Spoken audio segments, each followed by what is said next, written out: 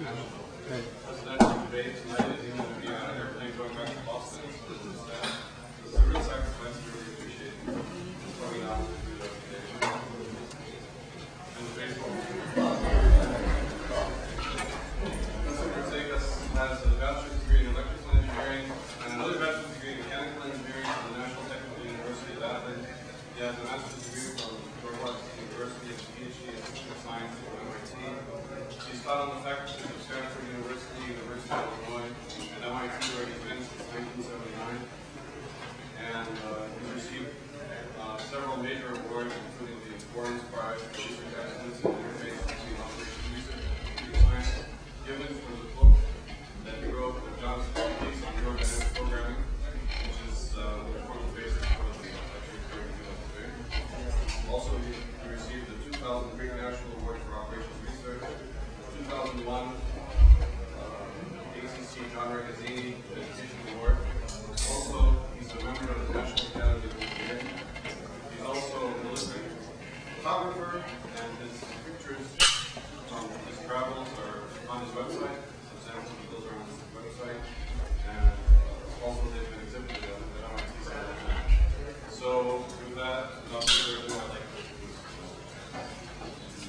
Thank you very much. It's a pleasure to be here.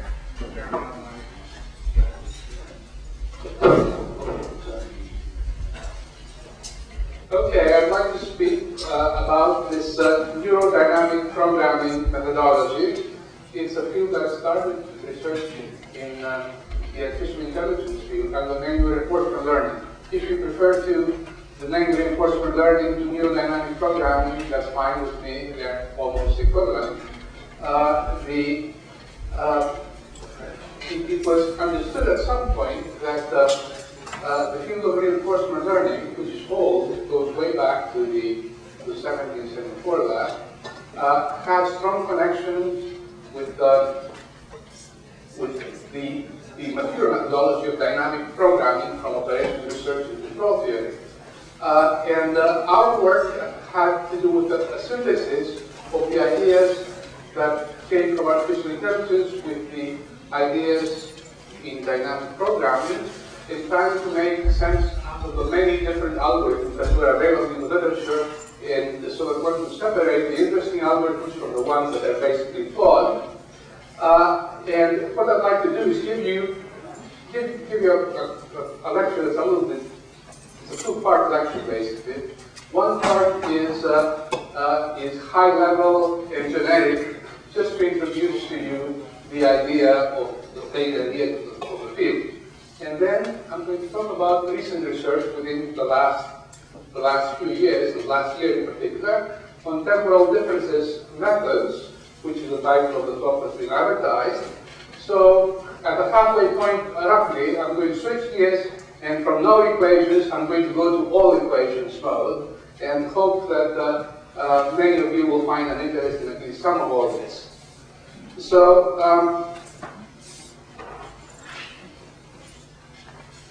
so here's an outline of this broad overview of the field. I want to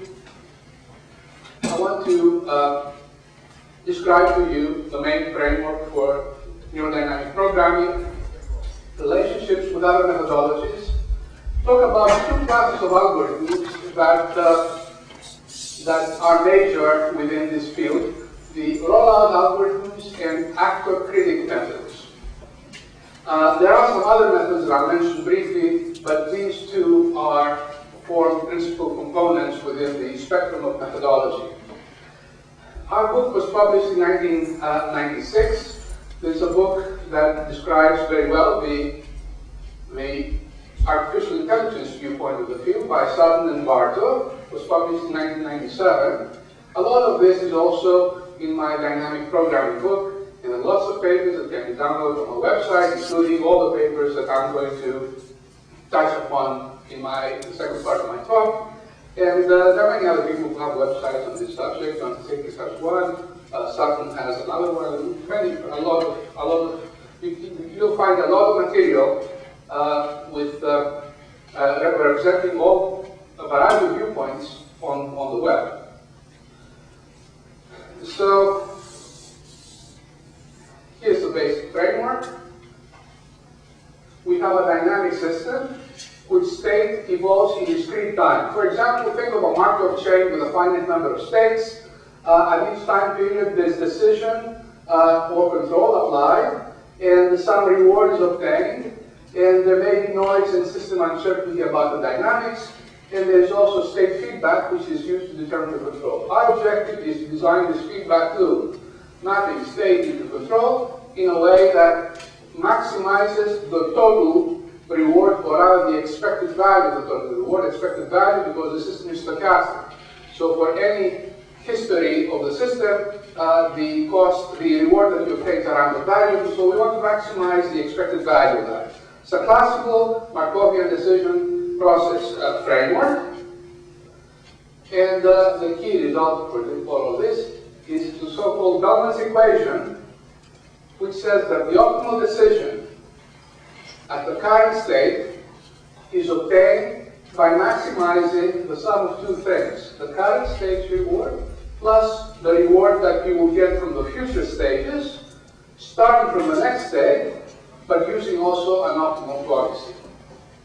So if you knew this key object, the future stage's reward, that sort of scores the value of the next state, if you knew this function, the reward to go function, then you'd be able to obtain an optimal decision at any state or an optimal policy.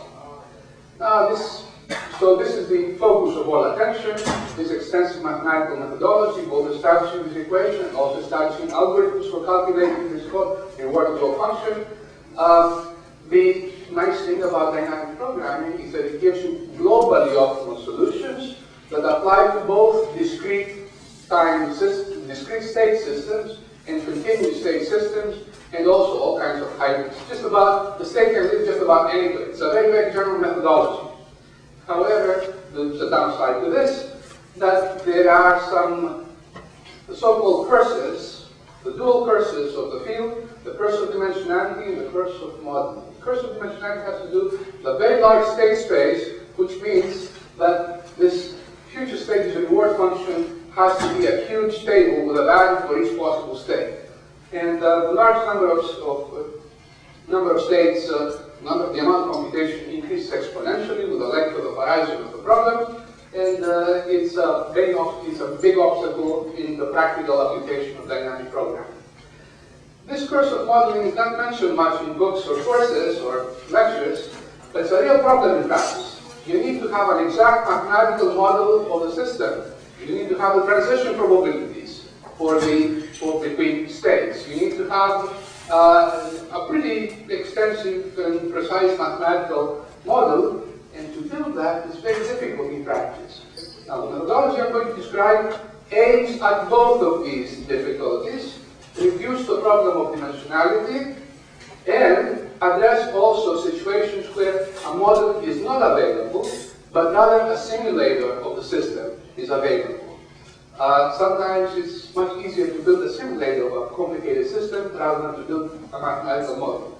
So the methodology I'm going to describe addresses that issue as well.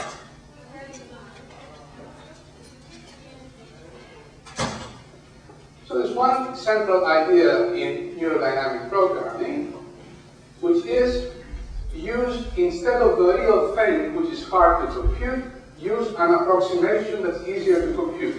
Use an approximate reward function. So you obtain a suboptimal policy by selecting the decision that maximizes the expected value of the current state's reward plus an approximate reward of the next state. So we're using this approximate thing instead of the real thing and obtain something that's suboptimal. And the key issue now is how to construct this approximation, how to quantify the effects of approximation. In Neuro-Dynamic programming, simulation is a key element of the overall methodology. We calculate this by some form of simulation. Well, of course, you could use an exact model, but simulation is sort of part and parcel of the most important, most interesting methodology here. So here are two methods to compute an approximate reward function. The first one is an online method and you compute an approximation to the reward as you need it for a given state. It's called, the generic name or rollout algorithm. So you land at a given state, you want to compute the optimal cost, a decision from this state. You look at all the next states, and then you roll out the system by simulation and calculate the reward to go from that next state, but using some heuristic policy as opposed to the real optimal policy. And you do this online as you need. The alternative is a parametric approximation approach, whereby there is this object that we don't have a hold of, the optimal reward function, and we look at a parametric class of approximation functions, and we optimize over the parameters. We tune these parameters so this approximation matches as close as we can the optimal reward function. And that's where a connection with neural networks comes. There are many uses that are advertised for neural networks, but I'm going to focus on only one, and that's as an approximator methodology. You have a certain mapping, arbitrary mapping, input to output, and you want to approximate that mapping. Well, one way to do it is via a neural network, the weights of which are tuned appropriately. And there are theorems that say that if you increase the complexity of the neural network, you get a better and better approximation, an exact approximation in the limit. Some of the most successful applications of the methodology that I described use approximations of optimal reward functions that employ neural networks. And some of the algorithms that are used to train neural networks also have part and parcel of the overall methodology. So you can view this as a combination of neural networks and dynamic programming, but it's really approximation, methodology, and dynamic programming that's being combined. So we want to select the weights of or the parameters of the approximation. One possibility is to do it by trial and error, a brute force approach, by hand tuning, but there are also more interesting, mathematically more interesting methods, systematic versions of policy and value iteration methods that are the core methods of dynamic programming. Some of these methods come under the name PD lambda, Q learning, and so on. There's a large variety of these methods. And the idea is basically you want to compute a reward from a certain state going forward. Well, you simulate the system, get data about this reward, and then do some kind of least squares fit, as most approximation methods do. However, it's more complicated than that because we can't get samples of the optimal reward function in order to fit it with a parametric function. We can only get approximations to that. So it's more complicated than solving least squares problems.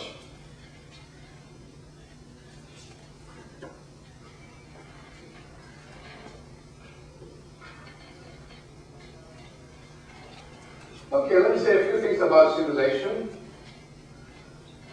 The person in artificial intelligence might call simulation learning by experience.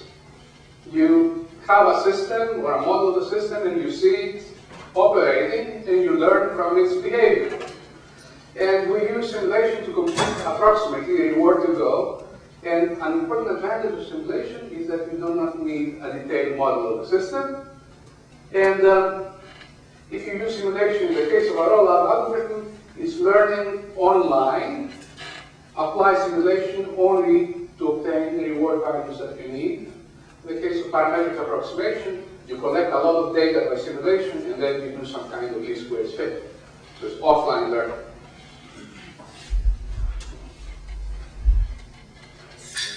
Now, there's another relationship with a number of methods that have been around for a long time in control theory, and some of them have become very popular. These are the general class of limited look-ahead and rolling horizon type of methods, including model predictive control, which is a very popular approach nowadays in control theory.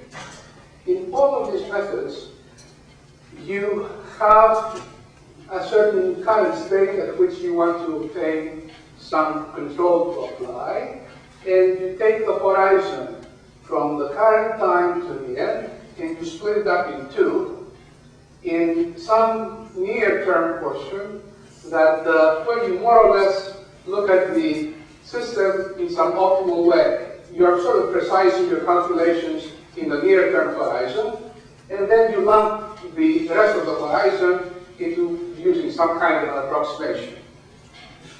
So in limited look-ahead methods, you search exhaustively among actions within the look-ahead horizon, and you use an approximately where to go within the approximation horizon. For Neuro-Dynamic programming, could be used to calculate this approximately where to go.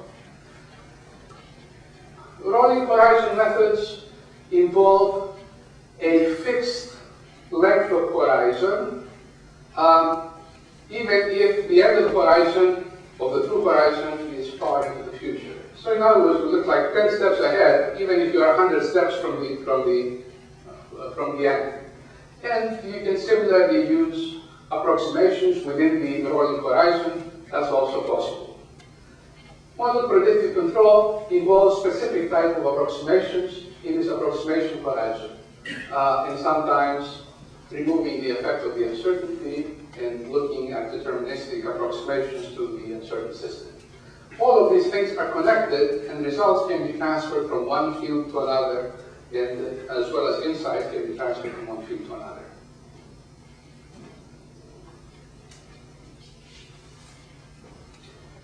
So let me say a few things about these two major methodologies, rollout algorithms and parametric approximations, and then I'm going to focus and be more specific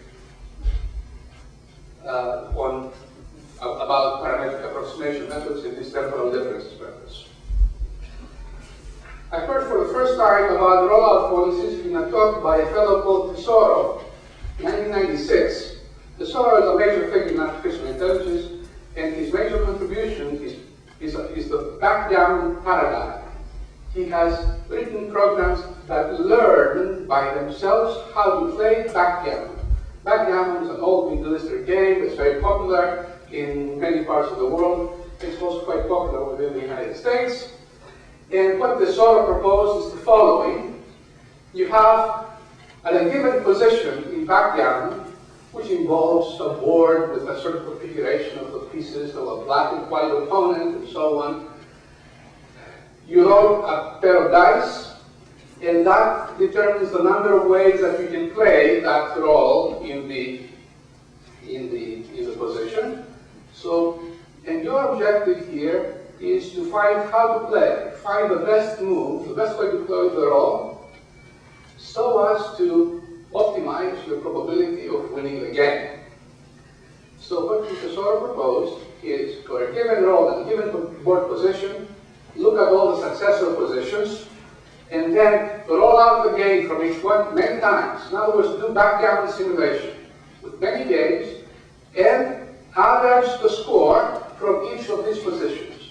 And then select the position that gives you the best score. And then do it again and again and again. If you view an important point here, how do you roll out the game from each one of those positions? Well, ideally you'd like to roll it using an optimal policy, but you don't know the optimal policy, so you use some kind of heuristic policy. And there are plenty of those around. Actually, Tesoro used some very primitive backgammon player to roll out games from each one of those and calculate a score that probably had a fair amount of error in it, but nonetheless, the rollout policy that was obtained with this primitive-based heuristic policy was excellent to the point where his backgammon player was beating the best humans in the world, was competitive at least with the basic humans. It's reputed that it can beat the world champion, but I don't know if this has actually happened. So this was a major boost for this idea of rollout policies, and I have found rollout algorithms to be very, very effective in practice. All you need is a simple heuristic that you roll out, and then you have an algorithm that's performing very credibly. But what's the drawback here? Well, out of all of these positions, you have to roll out many games. You have to do an awful lot of simulation or a single decision to be made. You have to do an awful lot of simulation. And it's reputed that Tesoro had all the workstations within IBM Jordan files, running backgammon games all night to get results, but of course this was a lot of computation. And it is a problem, a genetic problem with rollout policies. Lots of simulation. However, there's one case where things are much simpler, and that's the case where you have a deterministic problem. For a deterministic problem, there's no uncertainty, so simulation of a heuristic requires a single trajectory, not many trajectories that you average. So what you need for a deterministic problem is a heuristic to approximate the reward-to-go calculation, and you run the heuristic only once out of each next state. It's very straightforward to implement. If you already have programmed a heuristic for some combinatorial problem, the solution of which you compute in stages, it's a matter of half a day's programming to set this up. It's very, very simple to implement. And there is a performance improvement result, a mathematical result, which says that the rollout algorithm improves on the performance of the heuristic. And it ties also rollout the dynamic programming idea of policy iteration. In practice, this improvement can be quite surprisingly, quite spectacular.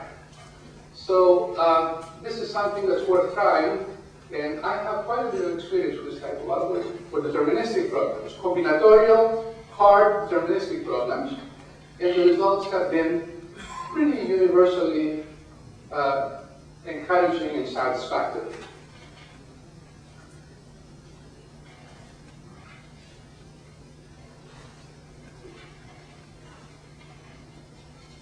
Now, if you have a stochastic problem, then you have to do a Monte Carlo simulation, lots of it, and the idea is to avoid doing as much as you can.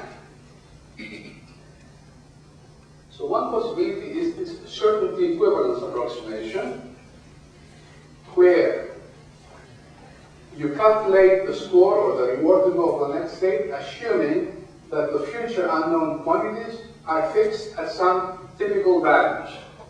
In other words, instead of considering of all the possible stochastic scenarios out of a given state, you consider only a certainty equivalence scenario, a typical scenario, and you accept that as being representative.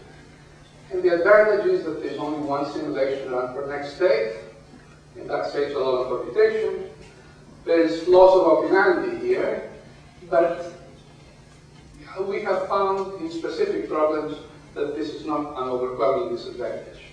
And there's also an intermediate solution here. Instead of using a single scenario, you use multiple scenarios that are weighted with appropriate weights.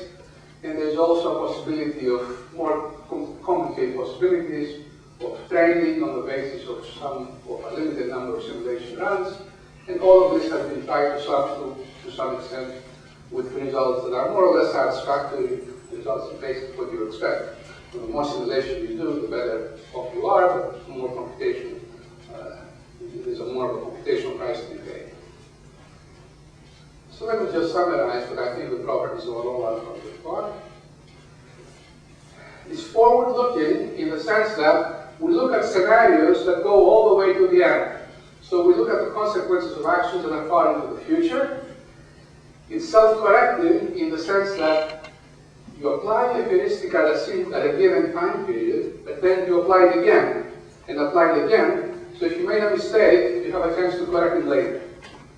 It's suitable for online use, suitable for situations where the data of the problem changes as you control the system, which means that you can replan based on new data.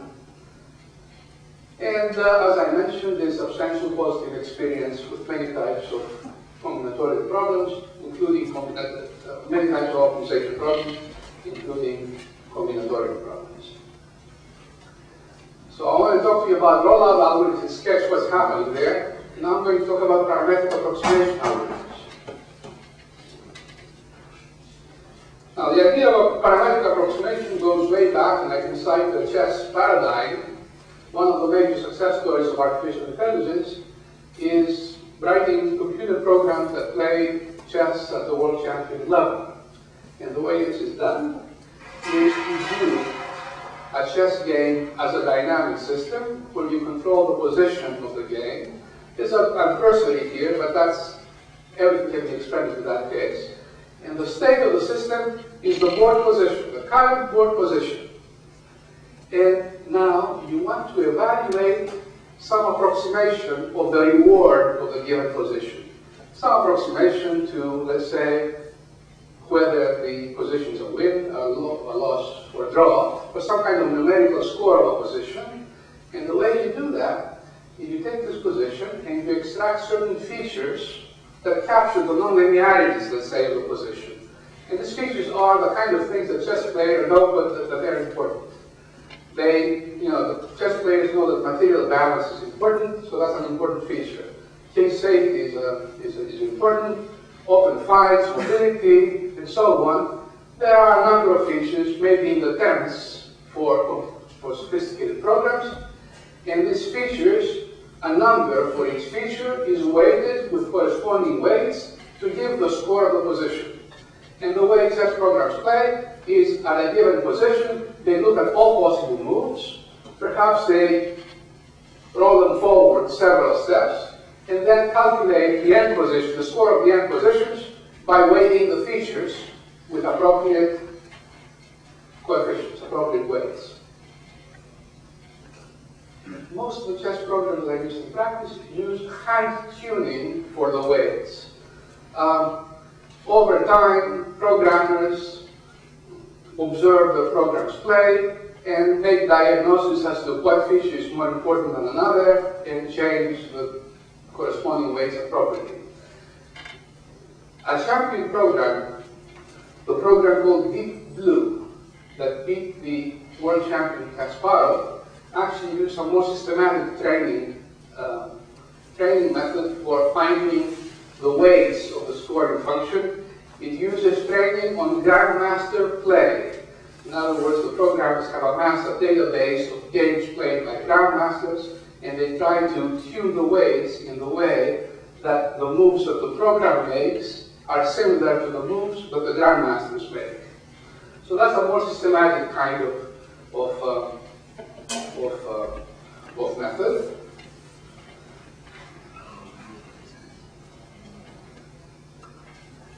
But there are more sophisticated methods. Not for chess, but more generally for problems involving calculating approximately a scoring function. You can do this by some kind of simulation-based training algorithm, and the names of PV lambda, Q learning, lambda policy iteration that I'm going to focus on a little later.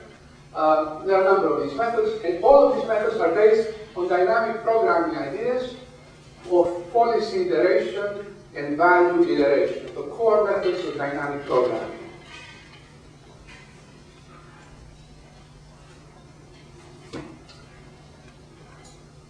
There's a key concept that runs through all this, the so-called policy improvement principle. It's a key concept in dynamic programming.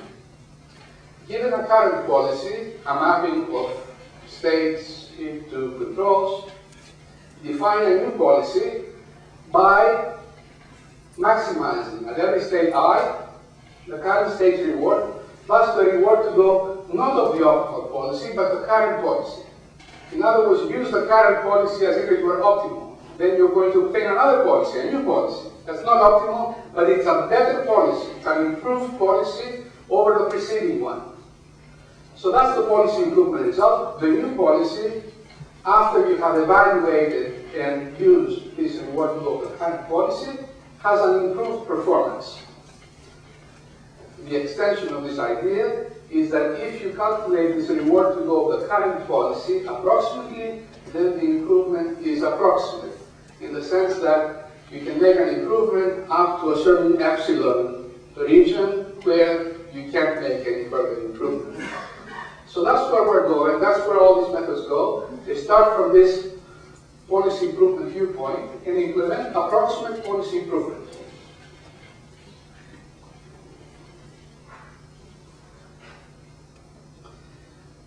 And there's a paradigm here of this policy improvement idea called an actor-critic system. It's basically a mechanism for policy improvement, and we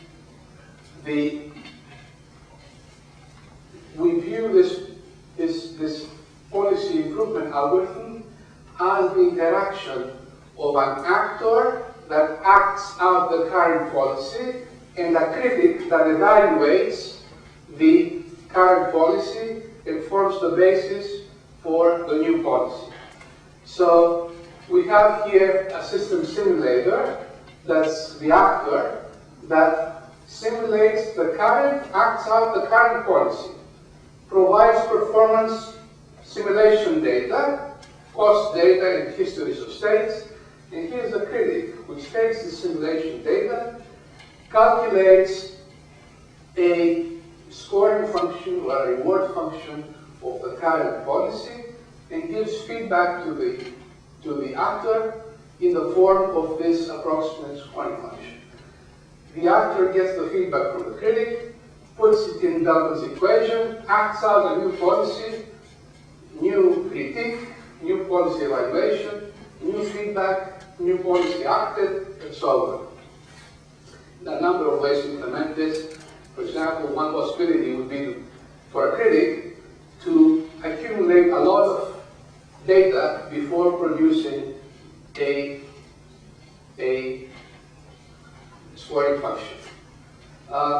In other methods, the critic gets only a few samples before updating his current scoring function and giving it to the actor. So there are fast methods, slow methods, and there's a lot of variety in how this actor-critic idea is implemented. But notice that it's nothing but policy improvement, but in an approximate form.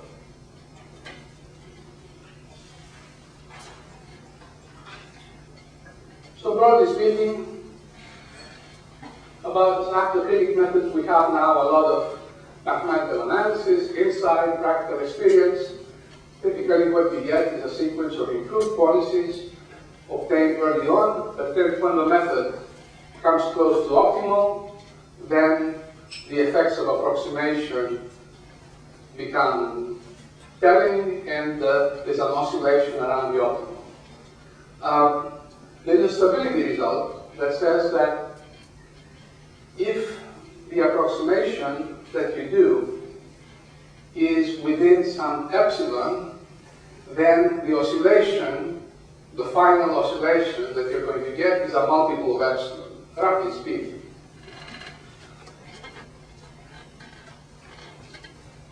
Generally, these algorithms are far more challenging and time-consuming than rollout algorithms. But once you have calculated a parametric approximation, then the online computation requirements are small. On the other hand, there's a significant offline component, so if you have a problem where the data changes as you go along and you need some replanning, this method does not do it well. Before going into the more mathematical portion of my talk, let me mention that there are a couple of other methods other than rollout and parametric approximation. One is methods based on aggregation, where you take a difficult problem involving a large state space, a large-scale problem, and you aggregate a lot of things and obtain a simpler problem. Then you solve the simpler problem optimally. You get an optimal reward function for the simple problem, and you use this as an approximate reward function for the more complicated problem. This is a legitimate approach that often comes handy. Another possibility is to do parametric approximation not in function, in reward function space, but rather do parametric approximation in policy space. Take your policy and parameterize it within some parametric class and optimize with respect to the parameters of the policy. That gives rise to a different type of algorithm, but it's still dynamic programming related. So all of this revolves in one way or another around dynamic programming.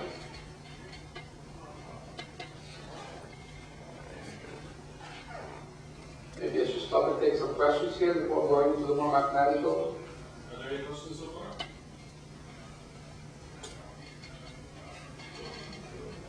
Okay.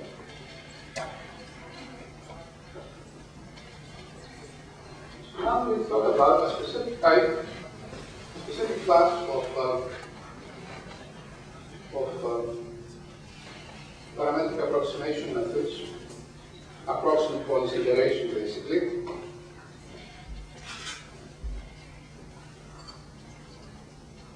Which is based on temporal differences. There are 3 papers related to this. The first one is a report that goes back to 1996 and it's also materials included in Neuro-Dynamic programming book. It's joined with an undergraduate student then, Sergei Yov, who unfortunately went to Berkeley afterwards. He's not staying with me anymore.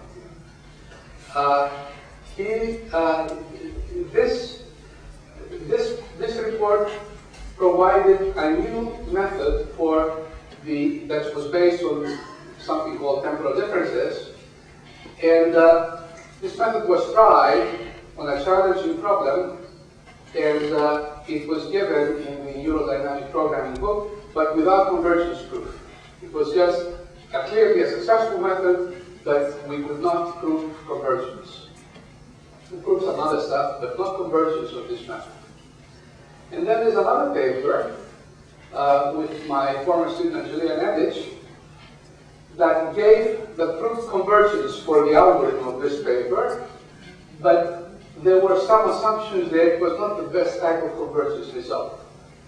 And a clean convergence result was just obtained just recently, also with the participation of Vivek Potkar, and also this paper placed this method of this paper here in the proper context within the whole class of temporal differences method.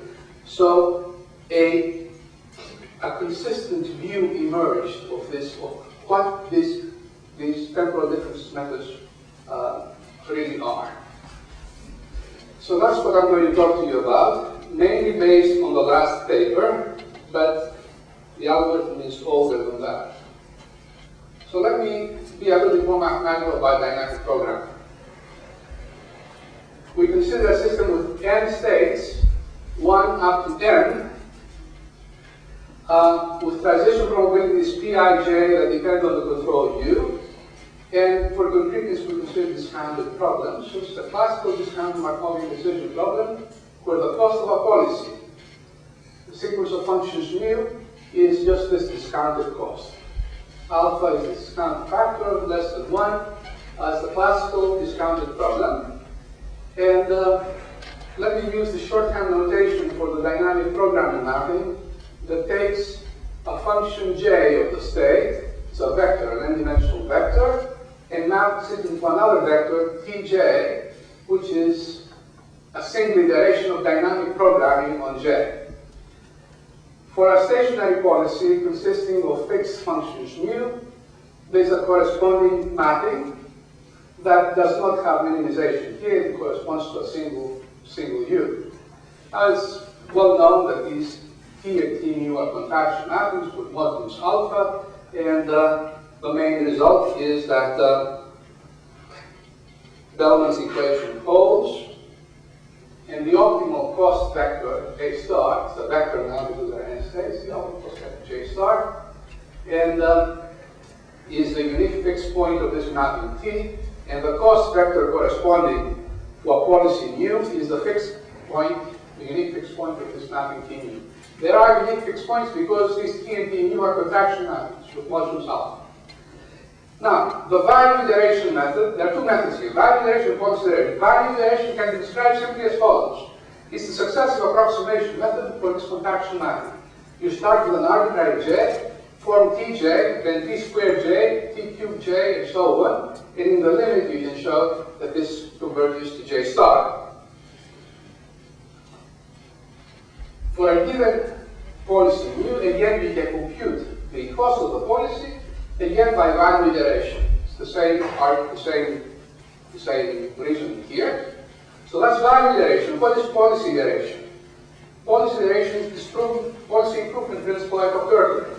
Given a policy, a stationary policy, mu k, you evaluate this policy, possibly by value iteration, or by solving the corresponding fixed point equation here.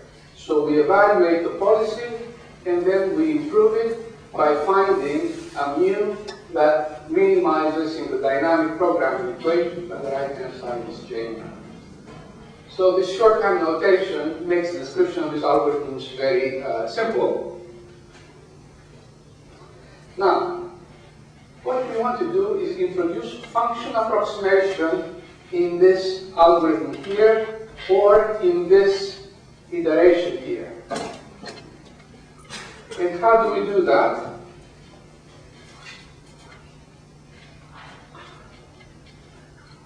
Instead of looking at any cost vectors, we look at cost vectors that come from a certain subspace, spanned by some basis functions.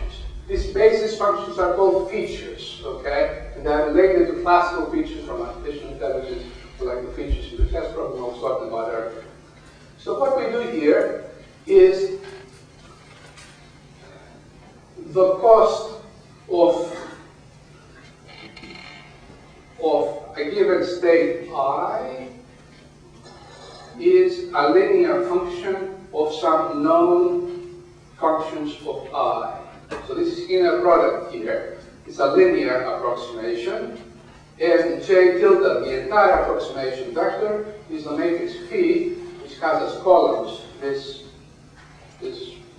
form this twice, phi times R. So all of this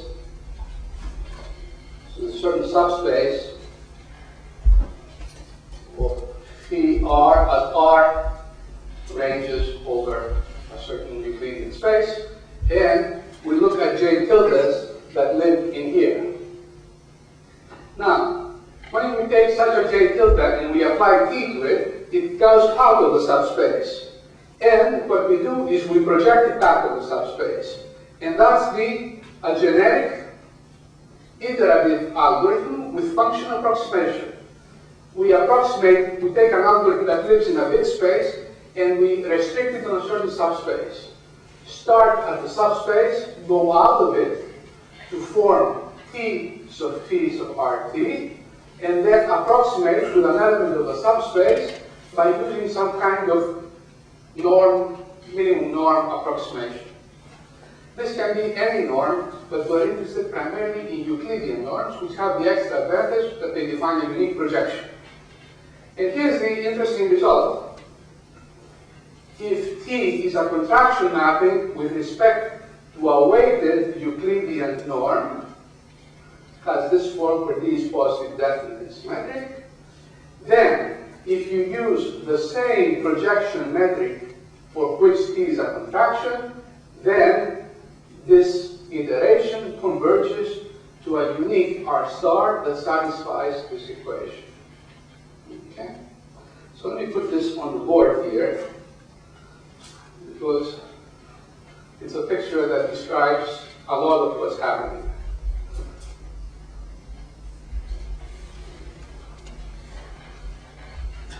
So here's the feature space.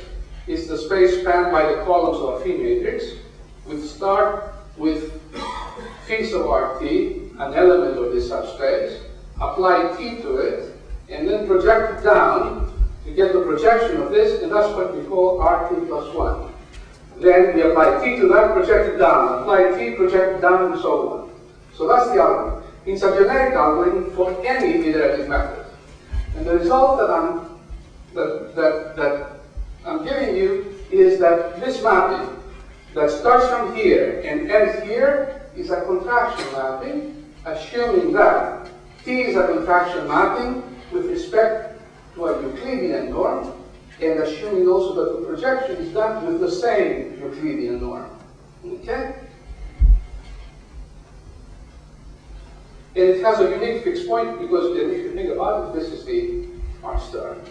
This is not a new result, by the way. It's in our Neuro-Dynamic programming book. But now we are going to exploit this result in new ways. So here's the geometric interpretation that I mentioned over there. We consider the subspace of linear cost function approximations. Let phi denote projection on this subspace, and the algorithm is projection applied to t sub phi sub r sub t. Okay? So this is the feature subspace. From phi sub r, we go to phi sub r, and project it down. And why is this mapping now a contraction mapping? It's really a trivial result why it is a contraction mapping. What does it mean for a mapping to be a contraction mapping? It means that you take two vectors, phi r and phi r prime, apply pi t to them, and the distance between the pi t images must be smaller than the distance between the originals. And why is this true? Well, t is a contraction mapping, so t sub p sub r prime and t sub p sub r must be closer to each other than these two. Okay? So this distance is larger than this distance. When you project down here, the distance is further reduced because projection is a non-expensive mapping. When you project, you get two things that are closer than the original. So this is smaller than this is smaller than that, therefore this is smaller than this. And that's it.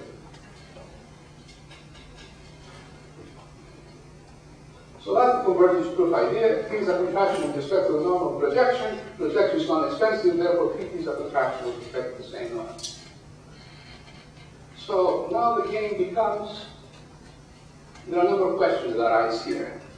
Finding the right norm and doing some approximation, because the algorithm that we have, this algorithm here, is hard to implement for a large number of states. Because if you have a large number of states I, then to compute, we have to compute the dynamic programming mapping for all states. So that's one problem. The second problem is that,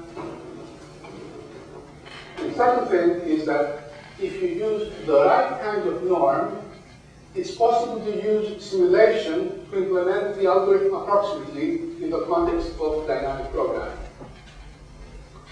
What you're going to get through a simulation approximation is a stochastic iterative algorithm that does not involve a contraction, but involves a contraction plus noise. And that noise would turn out to be diminishing over time so that you get real convergence. And then there is this mystical object of temporal differences, which comes into play and is simply used to simplify the formulas of the algorithm, although it does not change the algorithm in any way. The algorithm I'm going to describe is this algorithm here, applied to evaluating a single policy, and also involving some simulation noise. So instead of getting this projection, you get something that's close to that, because this is going to be done approximately, and the projection is going to be done approximately. So that's a high-level view of what the algorithm I'm proposing is going to do.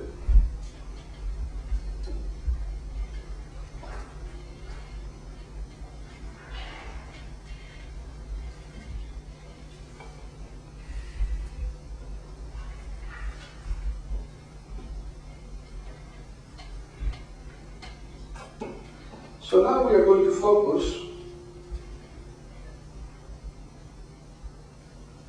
on policy evaluation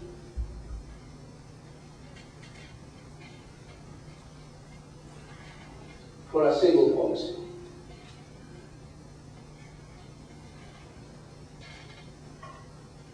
And the approximate value iteration for that, when if you use a diagonally weighted Euclidean norm, with it being the weights, takes exactly this form. this is the mapping T here that involves a single policy, a single set of transition probabilities, a cost that does not depend on the control, and it takes an approximation phi prime r and forms a least squares approximation, the projection problem, for finding the phi prime r on the species subspace that approximates the p's of r of t, and with the projection norm being a diagonal positive weight Euclidean norm.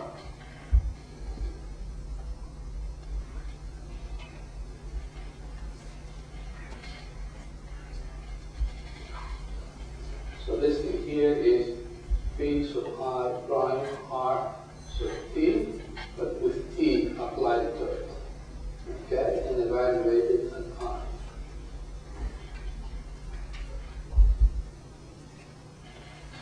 So this is a special case of this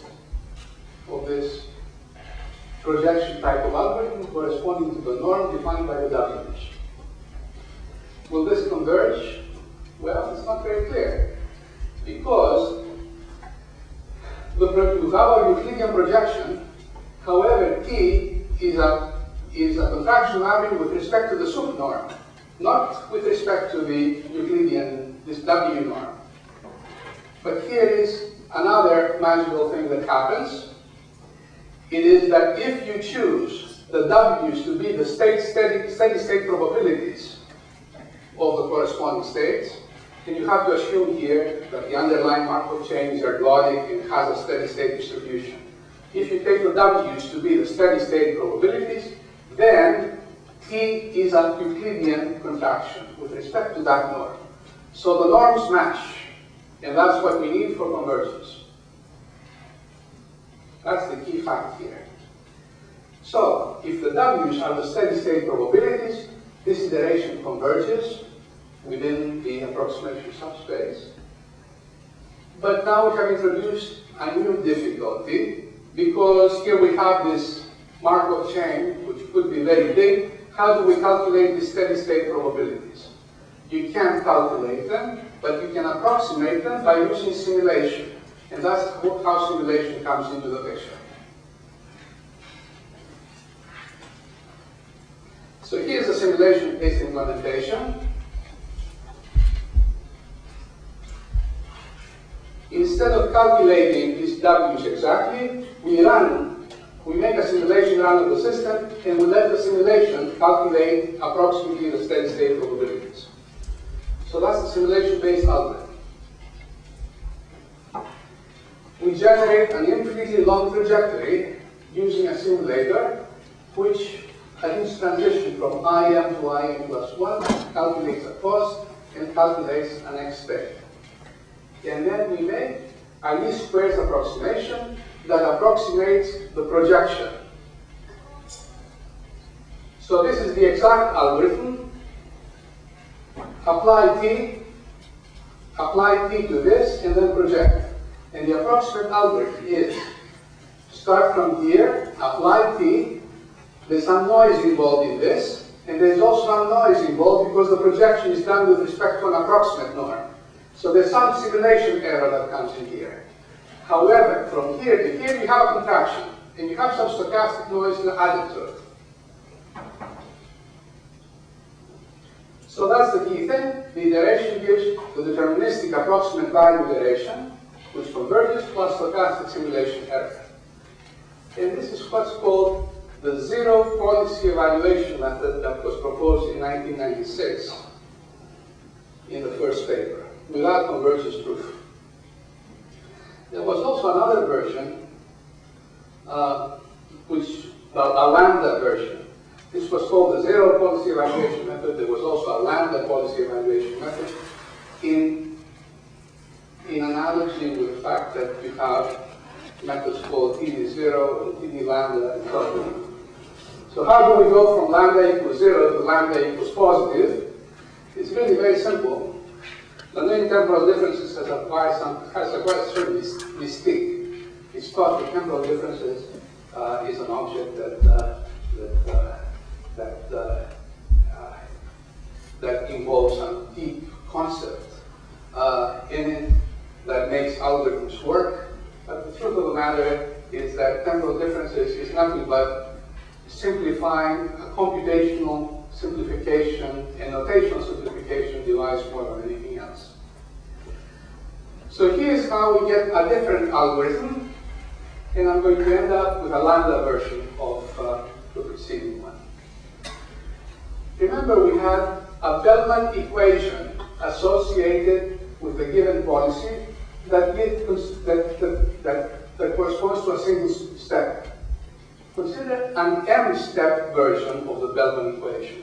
In other words, take the system, and instead of observing it at unit time increments, take m steps, and then take another m steps, and another m steps. That's not going to change the cost function, but it's going to change Bellman's equation. It becomes an m-step Bellman equation, and that's the form of that equation.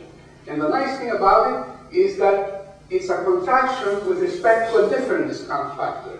A discount factor corresponding to m steps. Okay? So this is the equation J equals T sub J for a modified Markov chain, where each transition corresponds to m transitions of the original. So we have a different T basically. The one-step equation is the T mapping I talked about earlier is this. Now we're going to look at a more complicated mapping.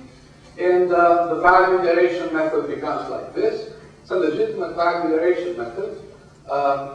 And you can now simulate it in a similar way with m steps, an m-step type of implementation.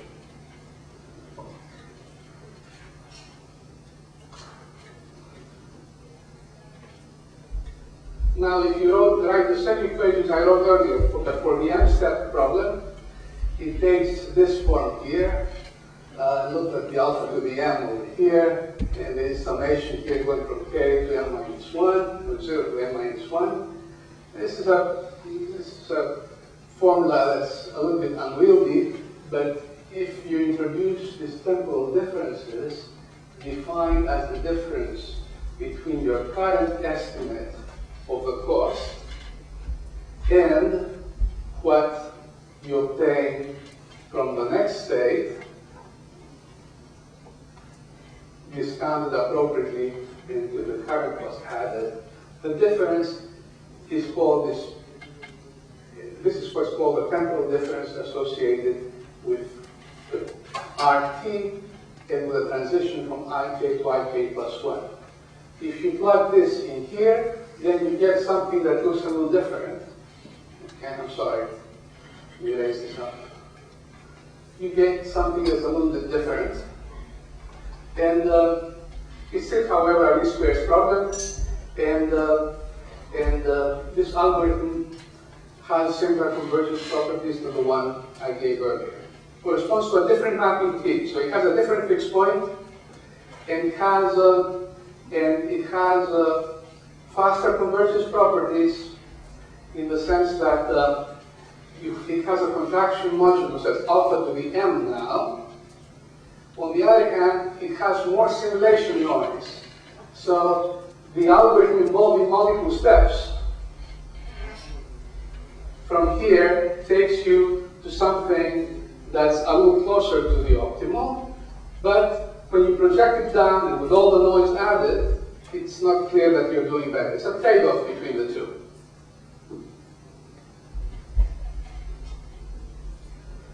This algorithm has never been seriously considered. It's just an intermediate result towards getting a more popular kind of algorithm. Instead of looking at one step or m steps ahead and doing value iteration, it's possible to obtain a Bellman equation which is based on a random number of steps. Suppose that we take the m-step equations and we weigh them with the geometric probabilities, lambda, with lambda being the coefficient. Then you get a random step Bellman equation that looks like this.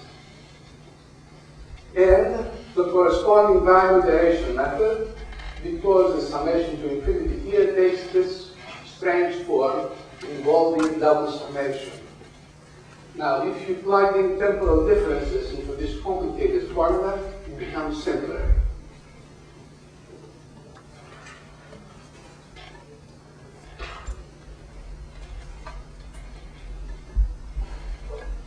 It takes this form here, which requires a single summation rather than two summations. It's a simpler formula. And with the temporal differences, it becomes like this, actually. And it's not clear which one wins. There's no optimal value of lambda. If I use that distribution, You still get a legitimate algorithm. It just may not look as clean. It's not going to make much difference. Which one?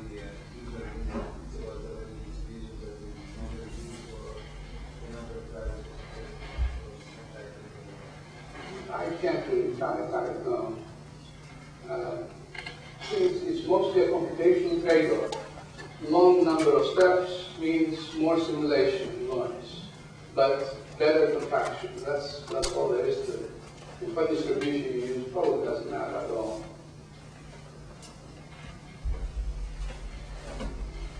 There's also something else, that because you're changing the mapping T, the limit that you converge to is different, and it turns out that if as lambda is close to 1, then the limit that you get tends to be better. You can put certain bounds that are better for lambda close to 1.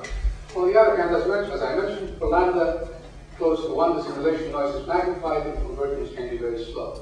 This is all consistent with a long history of computational results that indicate that this is the basic paper. Now, where does TD lambda fit into all this? And I don't have time to explain what TD lambda is. It's a famous algorithm within this field. It turns out that you can use as a gradient-like iteration for solving this least squares problem.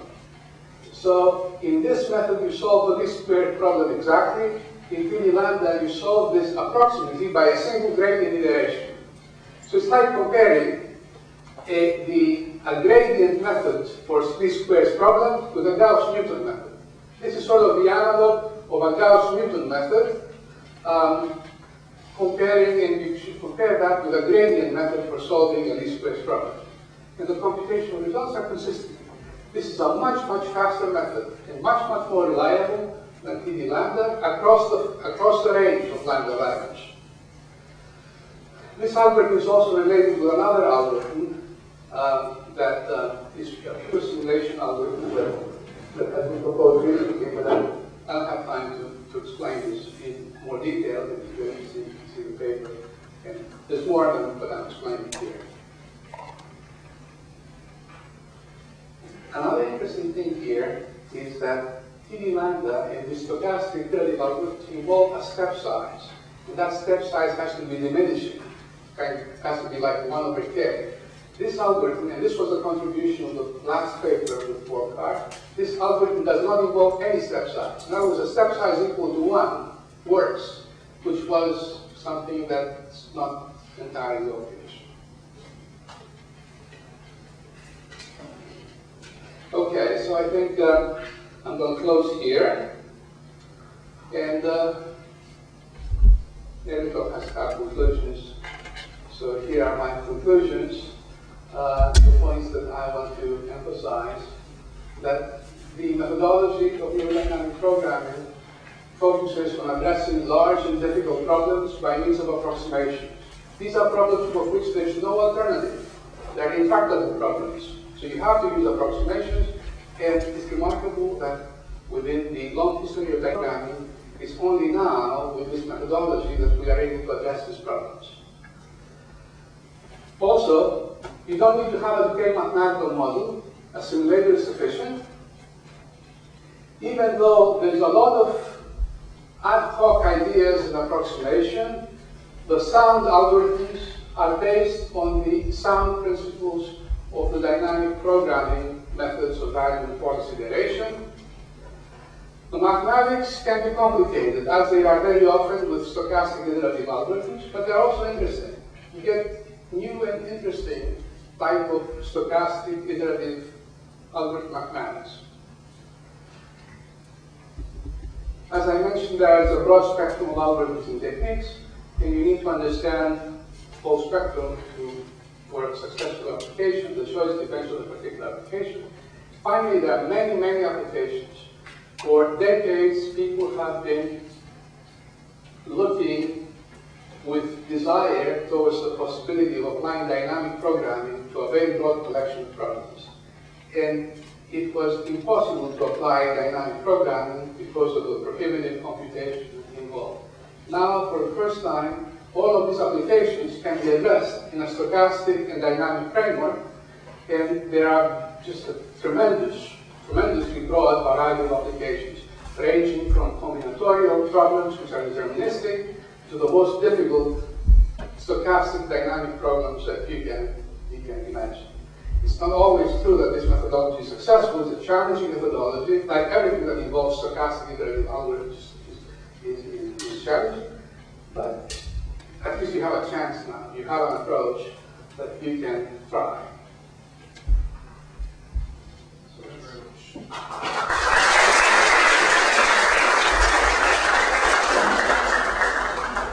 So as you notice, we've changed the time of these lectures from 10 in the morning, but we were very pressed for time, to 5 in the afternoon, which is much better. Absolutely. And the other thing that I found is that not only one of those is that if we know where it's from, then we go back to shop and make that change. That may be. Yeah, I think actually. It's like looking at some more refined. Yeah, I've actually looked at this idea way back in the mid-90s. An idea called feature iteration, that's what I used to call it. And that was you iterate not only on the cost function, but you iterate on the features based on what you had seen. But from the computations I've done, it looked promising, but it didn't gain much, or I didn't get anything conclusive. You know, I did not really conclude that there's a small gain out of all that.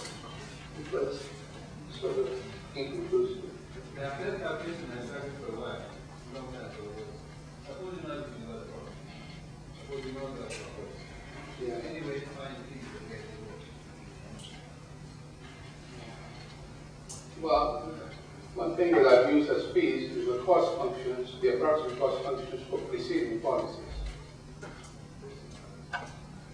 So if okay, you iterate the policy, you start with the policy, improve it, approximate it, improve it again, and so on.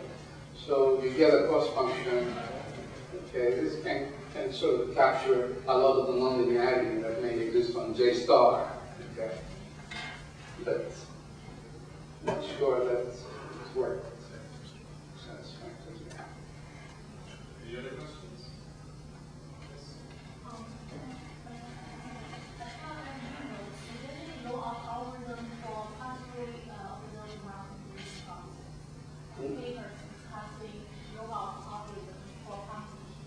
Neural algorithms for POM-BP?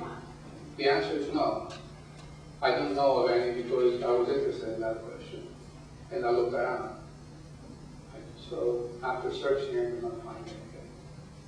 So if the base policy is feedback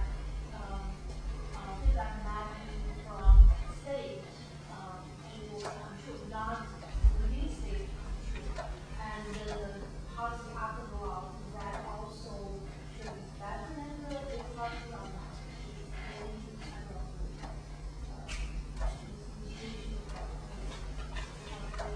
So you're talking about a POM-DP, which is a partially observable Markov decision process, and you consider a perfectly observable Markov chain. So if we take a policy that works well for the perfectly observable analog, would this be a good policy to use other than a rollout algorithm? I think that's probably true.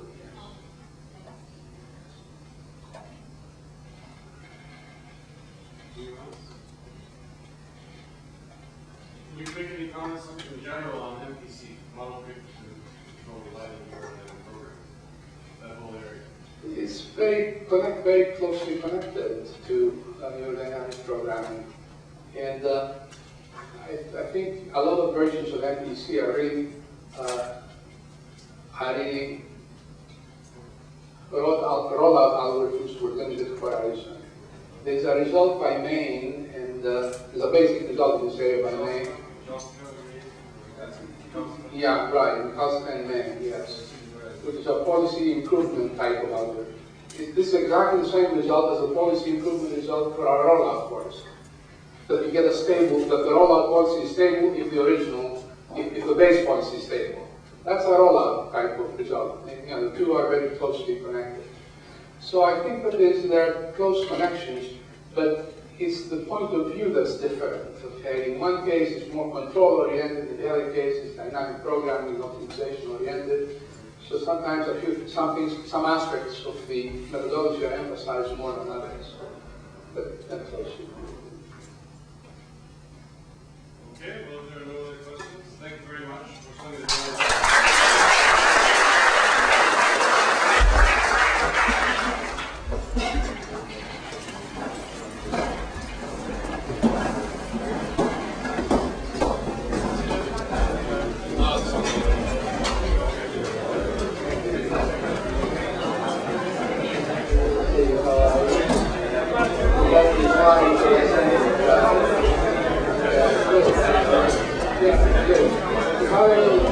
There's another edition. Are you going to sell this lecture or? That's what I saw. Yeah.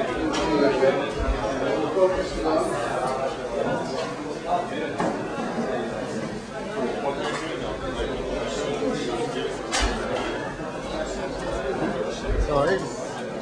هعدي عليك.